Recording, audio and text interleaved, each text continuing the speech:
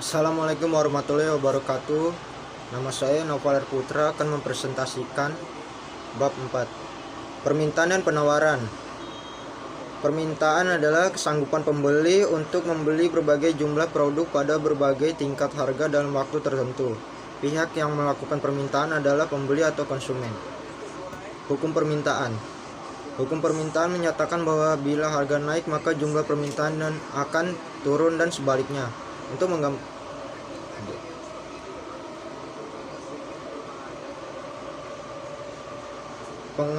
pergeseran kurva permintaan. Jika harga tetap tetapi jumlah produk yang diminta bertambah, maka permintaannya meningkat. Jika harga tetap tetapi jumlah produk yang diminta berkurang, maka permintaannya menurun. Faktor yang memengaruhi permintaan: 1. Harga barang lain, kebutuhan, pendapat, jumlah penduduk, selera konsumen, tradisi dan gaya hidup, hari raya keagamaan, perkiraan kondisi ekonomi. Penawaran adalah jumlah barang dan jasa yang tersedia untuk dijual pada berbagai tingkat harga dan situasi. Pihak yang melakukan penawaran adalah penjual atau produsen. Hukum penawaran menyatakan bahwa bila harga naik maka jumlah penawaran akan naik dan sebaliknya. Untuk menggambarkan kurva permintaan digunakan sebagai tolak ukur pada harga, sedangkan faktor-faktor lain dianggap konstan atau ceteris paribus. Pergeseran kurva penawaran. Jika harga tetap tetapi jumlah produk yang ditawar bertambah, maka penawarannya meningkat. Jika harga tetap tetapi jumlah produk yang ditawarkan berkurang, maka penawarnya menurun. Faktor yang memengaruhi penawaran: 1. Kemajuan teknologi, biaya produksi, persediaan sarana produksi, peningkatan jumlah produsen, peristiwa alam, harapan produsen. Fungsi permintaan dan fungsi penawaran. Fungsi kurva permintaan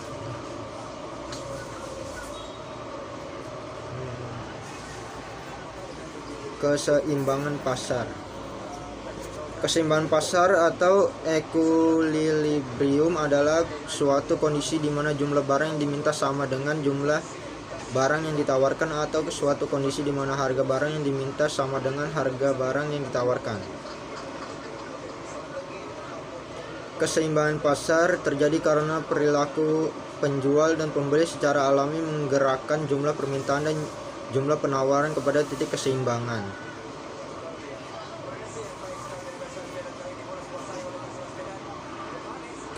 Keseimbangan pasar setelah pajak dan subsidi.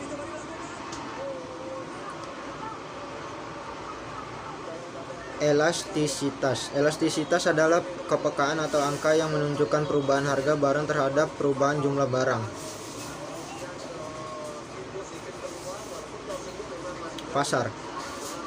Pasar adalah suatu mekanisme yang mempertemukan pembeli atau konsumen dengan penjual atau produsen sehingga bisa berinteraksi untuk membentuk suatu kesepakatan harga jual.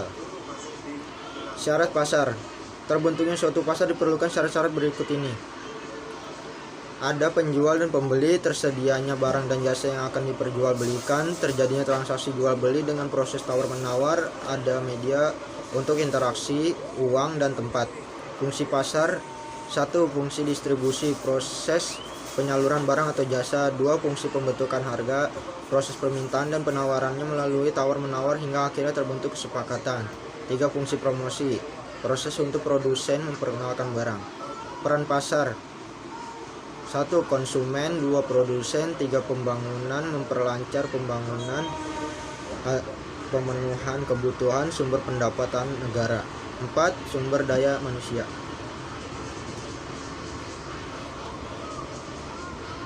Pasar persaingan sempurna adalah pasar di mana banyak penjual dan pembeli untuk memperdagangkan barang yang homogen. Ciri-cirinya: pembeli dan penjual banyak, barang yang dijual homogen, adanya kebebasan keluar masuk pasar, adanya mobilitas barang, penjual dan pembeli memahami keadaan pasar yang sebenarnya. Price taker. Kebaikan dan keburukan pasar persaingan sempurna. Kebaikan pasar persaingan sempurna: 1. Tidak ada persaingan antara penjual. 2. Adanya satu harga. 3. Tidak mungkin mengubah bentuk barang. 4. Konsumen tidak perlu melakukan tawar-menawar. 5. Informasi tentang pasar telah diketahui peserta pasar. Keburukan pasar pesaing sempurna. 1. Tidak ada pilihan produk karena produk sama. 2. Harga tidak bisa ditawar. 3. Tidak ada anggaran penelitian untuk mengembangkan produk. Pasar persaingan tidak sempurna adalah pasar yang jumlah penjual dan pembeli tidak sebanding atau seimbang. Pasar persaingan tidak sempurna dibagi menjadi 4. 1. Pasar monopoli sama dengan 1 penjual banyak pembeli. 2. Pasar duopoli sama dengan 2 penjual dan banyak pembeli. 3. Pasar oligopoli sama dengan sedikit penjual banyak pembeli. 4. Pasar monopolistik sama dengan banyak penjual banyak pembeli. Pasar monopoli, ciri-cirinya hanya ada 1 penjual, hanya ada 1 produk, mempunyai kekuatan dalam mengatur kerja, hambatannya tinggi, price maker atau price setters. Kebaikan dan keburukan pasar monopoli. 1. Meningkatnya kreativitas dan inovasi di kalangan perusahaan. Keuntungan yang maksimum, adanya anggaran penelitian untuk pengembangan kualitas produk, terjaganya kesenambungan stabilitas perusahaan. Keburukan pasar monopoli. Penyalahgunaan kekuatan ekonomi, eksploitasi terhadap konsumen, kesenjangan distribusi pendapatan, pemborosan. Pasar oligopoli, ciri-cirinya sedikit penjual dan pembeli, diferen produk, keluar masuk pasarnya sulit, price leaders. Kebaikan keburukan pasar monopoli oligopoli. Kebaikannya, adanya keuntungan maksimum, inovatif, kreatif, dan efisien, teknologinya berkembang. Keburukannya, keuntungan berlebihan, terjadinya eksploitasi konsumen, terjadinya pemborosan, pemanfaatan karyawan berlebih. Pasar monopolistik, ciri-cirinya banyak penjual dan pembeli, diferent produk, price leaders, keluar masuk pasar relatif mudah. Kebaikan dan keburukannya. Kebaikannya, ada banyak model, mutu, dan warna, inovatif, kreatif, dan efisien, dapat memberikan kepuasan konsumen. Keburukannya, adanya eksploitasi konsumen, adanya pemborosan, persaingan tinggi.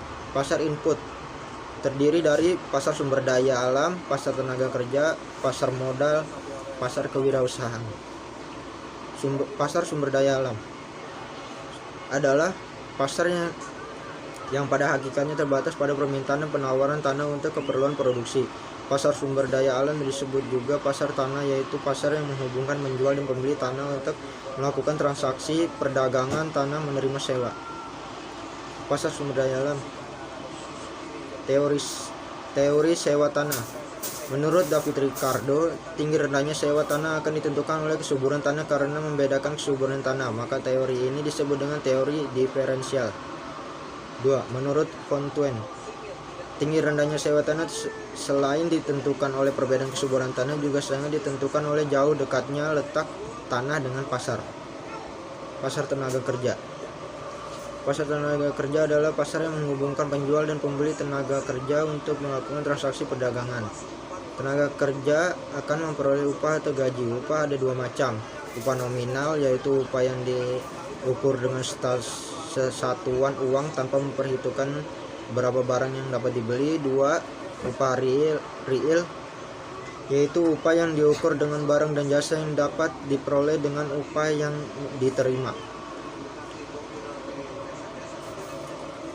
Pasar modal. Pasar modal adalah pasar yang menghubungkan antara penjual dan pembeli modal uang untuk melakukan transaksi perdagangan. Pemilik modal dan akan menerima pendapatan berupa bunga modal. Pasar kewirausahaan. Menurut Adam Smith, laba pengusaha dibedakan menjadi 2, yaitu normal profit yang meliputi bunga modal milik pengusaha dan balas jasa. Extraordinary profit yang berupa balas jasa berupa keuntungan. Menurut J.B. Say, laba pengusaha akan ditentukan oleh keahlian dalam memimpin perusahaan dan risiko yang akan ditanggungnya. Menurut Fontaine, laba pengusaha merupakan laba pengusaha setelah dikurangi pengeluaran. Menurut Hawley, laba pengusaha merupakan balas jasa yang diterima pengusaha atas risiko dan bertanggung jawab yang dipikulnya. Menurut J. Schumpeter, laba pengusaha merupakan balas jasa karena kemampuan pengusaha dalam mengadakan kombinasi baru dalam proses produksinya, penggunaan teknik produksi yang baru, penemuan bahan dasar yang baru, pembukaan daerah pemasaran yang baru, penggunaan manajemen yang baru, penggunaan teknik pemasaran yang baru. Wassalamualaikum warahmatullahi wabarakatuh.